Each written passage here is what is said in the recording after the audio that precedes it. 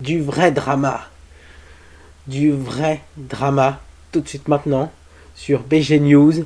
Et pas du drama de youtubeur à la mort moelleux. Ouin ouin ouin. Placement de produit. Ouin ouin ouin. Mon pote m'a trahi, je sais pas quoi. Non, là on est sur du vrai drama. On est sur des choses tristes. De la vraie vie véritable. Je m'en vais vous conter tout ça. C'est parti.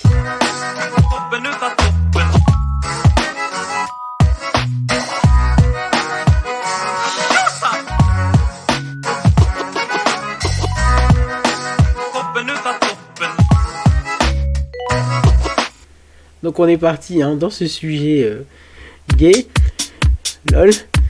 Eh bien on a 4 petits articles à se faire tranquillement mais sûrement. Donc je voulais mettre un petit disclaimer, si vous n'êtes pas du tout à l'aise avec ce genre d'informations, ne regardez tout simplement pas cette vidéo. Et puis si vous êtes comme moi un petit masochiste de la vie, eh bien mettez-vous la tête dedans, parce que moi de toute façon j'aime bien mettre la tête dans la réalité, ça fait partie de la vie. Voilà, ce genre de comportement existe, ce genre d'individu existe. Et c'est tout dans la vie, donc il faut s'y préparer. C'est à ça que ça sert de toujours être bien renseigné, pour pas se faire surprendre un jour, et toujours être prudent quoi. Enfin bref, allez c'est parti. Donc un enfant de 4 ans attaché et bâillonné en classe, 4 ans bordel. En mars dernier, une auxiliaire de vie a enroulé du scotch autour de la bouche d'un élève et l'a attaché à sa chaise. Une éducation à l'ancienne. Ouais. À la Papacito. Ça commence bien déjà, non? Bon, moi je préviens direct, je suis totalement contre la gifle, parce que de toute façon ça a montré des dégâts neurologiques sur les enfants. Ça les rend plus bêtes qu'autre chose, donc ça sert strictement à rien. Bref. AVS de l'école primaire de Guesna vient d'être sanctionné par l'éducation nationale pour avoir attaché un enfant de 4 ans à sa chaise avec du scotch sur la bouche au mois de mars dernier. Cache. Mais les parents de l'enfant veulent à l'éducation nationale soupçonner de protéger ses troupes, puisque les enseignants, eux, ont été blanchis. Qui peut croire que l'AVS a fait ça sans que les instituts ne soient au courant, s'interroge le père dans La Voix du Nord. Allez, il pose les bonnes questions. Mais moi je dirais rien, pas de diffamation ici. Punition d'un autre temps. De fait, un enseignant titulaire et un stagiaire sont présents d'ordinaire dans la classe de leur fils à l'école Paul Bernard de Guesnar. Or, d'après l'enquête du rectorat, c'est bien dans cette classe que l'enfant s'est retrouvé avec du scotch sur la bouche, ce qui aurait provoqué chez les parents une reprise de son bégaiement. Magnifique. Faire régresser l'enfant. La deuxième punition, hors d'âge, attacher l'enfant à sa chaise avec un foulard aurait été infligé dans la médiathèque dans le dos de l'instituteur stagiaire. Toujours selon le recteur d'académie, autant de faits inacceptables et exceptionnels sur le haut fonctionnaire. Bien évidemment, ce n'est qu'exceptionnel, ça n'existe pas. Regardez ailleurs. Après une enquête, un inspecteur de l'éducation nationale découvrait que la VS avait commis seuls les actes subnommés. Les 2 enseignants ont donc été rappelés à l'ordre sur les points de vigilance à adopter. Bien évidemment, il manque de vigilance, c'est pour ça qu'ils traitent mal l'enfant. Non, on ne veut la peau de personne, on veut juste connaître la vérité et savoir combien de temps ces punitions ont duré, indique à La Voix du Nord le père de l'enfant maltraité. Voilà, donc déjà, premier sujet bien triste, puis on voit qu'il signale, puis malgré ça, bon bah les...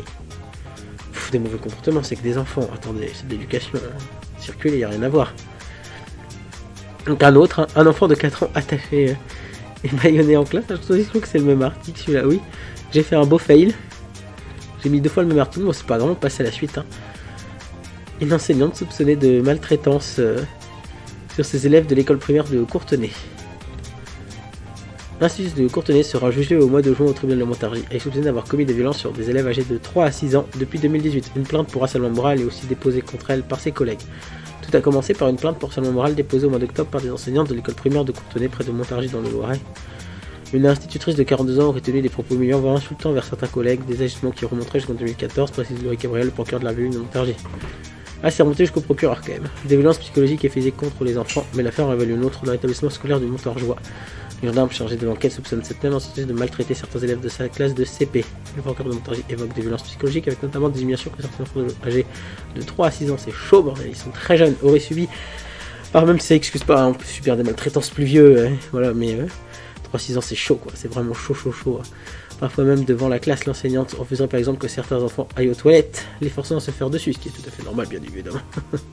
Moi j'ai connu le cas attention spoiler là, d'une personne qui forçait les gamins à manger jusqu'au vomi, puisqu'il c'était interdit de ne pas pouvoir finir son assiette. Donc elle a forcé les gamins à ce qu'ils se gavent et à ce qu'ils vomissent. Et voilà, donc chouette d'histoire. L'enseignante refuserait par exemple que certains enfants aillent aux toilettes. J'ai dit, il est aussi question de violence physique que des enfants attrapés par le poignet puis secoués. Moi il y avait les gifles. Moi là où j'étais avant c'était les gifles, direct. Les faits qui auraient été commis entre 2018 et 2021 et aussi chopés par les cheveux, tu vois. Les cheveux c'était les beaux cheveux là que j'ai. Placée sous contrôle judiciaire ce vendredi 25 février, l'enseignante a été placée en garde à vue puis placée sous contrôle judiciaire. Elle reste libre avant son procès prévu le 22 juin au tribunal de Montargis. Mais l'institutrice a l'interdiction d'exercer son métier et d'entrer en contact avec ses collègues et les élèves, ajoute Loïc Gabriel. Elle sera jugée de la fois pour exception de maltraitance, bien évidemment, elle sera jugée et relaxée j'ai rien dit. Elle sera jugée bien évidemment pour ces actes odieux. Ensuite, alors ça, c'est là j'ai trouvé ça incroyable. Celle-là, j'ai trouvé ça incroyable. Alors, soupçon de maltraitance dans une école des Yvelines, des parents opposés au retour de l'enseignante blanchie par la justice. À Mousseau-sur-Seine, des parents ont voulu empêcher une directrice d'école soupçonnée de maltraitance innocentée par la justice d'entrer dans son école. Oh. Intéressant. Intéressant, moi je veux bien être bloqué par ça. Enfin bref, je m'égare, calmons-nous.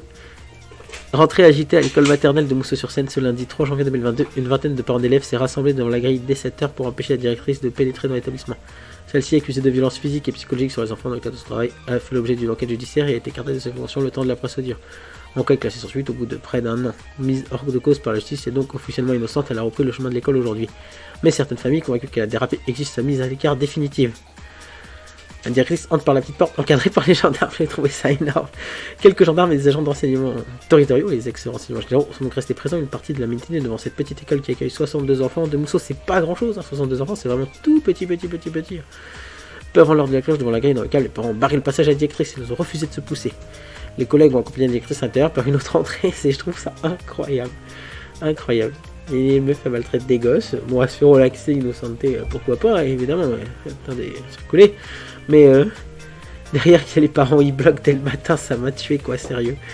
Ce genre de scène. Les soupçons contre cette femme, également enseignante en petite section au Précor le 8 décembre 2020, alors que les bruits couraient déjà ce jour-là, un agent du CIVO, ce syndicat intercommunal à la vocation scolaire, alerté par décret, aurait resté une scène glaçante. Il aurait vu la directrice en train de soulever un élève de 3-4 ans, de le secouer, de lui hurler dessus, je disais par les cheveux.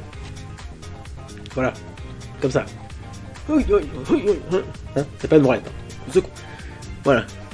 Ça rentre comme ça. Parce qu'on sait tous que l'info, ça rentre, ça ressort par l'autre, mais du coup, en secouant, ça permet de balancer l'info dans le cerveau. Scientifique tout ça. Hey. Il y a des études ici. Bref. L'agent municipal a signalé les faits à sa hiérarchie qui a saisi la justice, à la suite de quoi le parquet de Versailles a ouvert une enquête préliminaire et cette femme d'une 50aine d'années a été mise à pied à titre conservatoire. Les investigations n'ont pas mis en lumière de mauvais comportements. Bien évidemment, les investigations n'ont pas permis de prouver un quelconque comportement déviant de la part de l'intéressé. Les enfants n'ont pas été auditionnés, seuls les adultes de l'école. Enseignants, ex-animateurs l'ont été. Et nous les parents, nous avons eu connaissance de cette procédure que très tardivement, déplore Hélène, le petit grand, on dira un nom d'Harry Potter. Délégué de parents d'élèves, comme toujours, nous avons obéi aux directives du parquet sur les actes d'enquête. Répondons aux gendarmes, on ne fait pas de commentaires sur le jour. Au vu des premiers éléments recueillis, le parquet n'aura donc pas jugé utile de pousser plus loin les investigations, bien évidemment. L'affaire s'est éventée au sein de l'école et les familles ont recueilli d'autres témoignages à charge pour la directrice. On évoque au conditionnel des gifles, des élèves traînés au sol par les pieds, d'autres bousculés. Ce ne sont que des témoignages, ce ne sont que des paroles. Le prénom de mon fils est sorti l'an dernier, elle l'aurait secoué puni sur une chaise au milieu de la classe. Je comprends maintenant pourquoi tous les soirs il s'empresse de me dire qu'il a été très sage, bien évidemment. Les enfants se seraient aussi confiés dans le cercle familial, rapportant des faits supposés sur leurs camarades sans jamais se positionner en victime. Un parent assure même que son enfant est perturbé psychologiquement. Depuis son passage dans la classe de cette institutrice, les réseaux sociaux, d'autres personnes l'accusent aussi dans des combats de faire supprimer depuis que nous n'avons pu consulter. Par ce biais, on a recueilli des témoignages de parents et de personnel scolaire, notamment à l'école de Bonnières où elle travaillait avant. Voilà, récemment, un tract anonyme s'est trouvé dans les boîtes aux lettres des 3 communes également. Il faut été à faire sur la place publique. Un maire de soutien les parents. Un élu du Civos vend debout contre la réintégration de la directrice a manifesté aux côtés des parents. Je suis écœuré, déclare Liliane Gilleros, maire d'Élodie Silros, maire adjointe aux affaires scolaires de Marico. Vous avez promis qu'elle ne reviendrait pas, c'est ce qui a motivé les gens du Civos à témoigner. Ils doivent aujourd'hui se sentir trahis. Elle serait méchante aussi avec certains aides de l'école, on rapporte qu'elle est tyrannique et qu'elle n'aime pas les enfants.